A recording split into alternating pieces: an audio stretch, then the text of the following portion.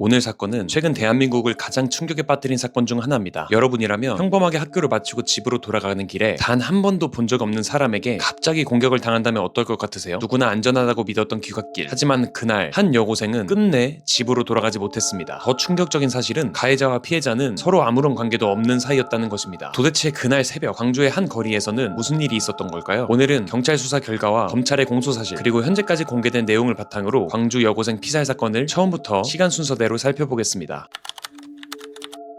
시간은 2026년 5월 5일 새벽으로 거슬러 올라갑니다. 연휴 마지막이었던 그날 대부분의 사람들은 하루를 마무리하고 집으로 향하고 있었습니다. 피해 학생 역시 평소와 다르지 않게 귀가하고 있었습니다. 하지만 그날의 귀갓길은 가족과의 마지막 인사가 되고 말았습니다. 장소는 광주광역시 광산구 월계동의 한 거리였습니다. 사람들의 발길이 하나둘 끊기기 시작한 시간이었는데 피해 학생은 학교 일정을 마친 뒤 집으로 돌아가던 길이었습니다. 가족들에게는 평범한 귀갓길이었습니다. 하지만 그 시간 경찰에 따르면 23세 장윤기 역시 같은 일대를 돌아다니고 있었습니다. 불과 몇 분 뒤 거리에서 갑작스러운 공격이 벌어졌습니다. 피해 학생은 흉기에 찔려 쓰러졌고 그 모습을 목격한 한 남학생은 쓰러져 있던 피해 학생을 돕기 위해 달려갔습니다. 하지만 경찰 조사 결과 그 남학생 역시 장윤기의 공격을 받아 크게 다친 것으로 확인됐습니다. 신고를 받은 경찰과 소방당국은 즉시 현장으로 출동했습니다. 구급대는 피해 학생을 병원으로 긴급 이송했지만 결국 숨졌습니다. 평범했던 귀갓길은 단 몇 분 만에 비극의 현장이 되고 말았습니다.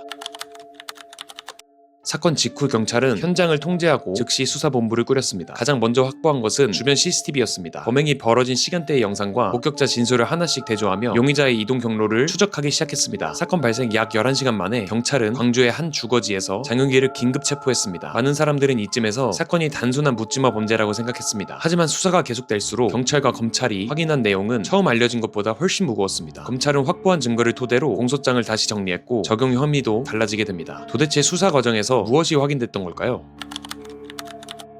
처음에는 무차별 살인 사건으로 알려졌지만 검찰은 확보한 영상과 디지털 증거, 부검 결과 등을 종합해 피해자에게 성범죄를 저지르려다가 저항이 이어지자 살해한 것으로 판단하고 기존 살인 혐의보다 무거운 강간 등 살인 혐의를 적용해 기소했습니다. 또한 피해자를 돕기 위해 달려온 남학생을 살해하려 한 혐의도 함께 적용했습니다. 수사가 계속되면서 또 다른 사실도 확인됐습니다. 검찰은 장윤기가 이번 사건 이전에도 다른 성폭력 범죄와 불법 촬영 혐의 등으로 함께 기소됐다고 밝혔습니다. 이 사건은 단순히 한 번의 우발적인 범행이었는지 아니면 그 이전부터 이어져 온 범죄의 연장선이었는지 그 부분 역시 재판에서 중요한 쟁점 가운데 하나가 됐습니다. 그리고 사건 발생 2달여 뒤 열린 두 번째 공판 재판부의 질문에 장윤기 측은 검찰의 공소 사실을 모두 인정한다는 입장을 밝혔습니다. 검찰은 법정에서 CCTV와 블랙박스 영상, 휴대전화 분석 자료, 부검 감정서 등 확보한 증거를 제시했고 재판은 현재 양형 판단을 위해 절차가 진행되고 있습니다. 불과 몇 분 사이에 벌어진 범행, 사건이 남긴 충격은 지금도 이어지고 있습니다. 피해 학생은 다시 가족의 품으로 돌아올 수 없었고 사건이 벌어진 거리는 지금도 시민들의 추모의 발걸음을 이어가는 장소가 됐습니다. 오늘 소개해드린 사건은 현재도 법원에 최종 판단이 남아있는 광주 여고생 피살 사건이었습니다. 재판 결과가 선고되면 그 판결 내용까지 이어서 전해드리겠습니다.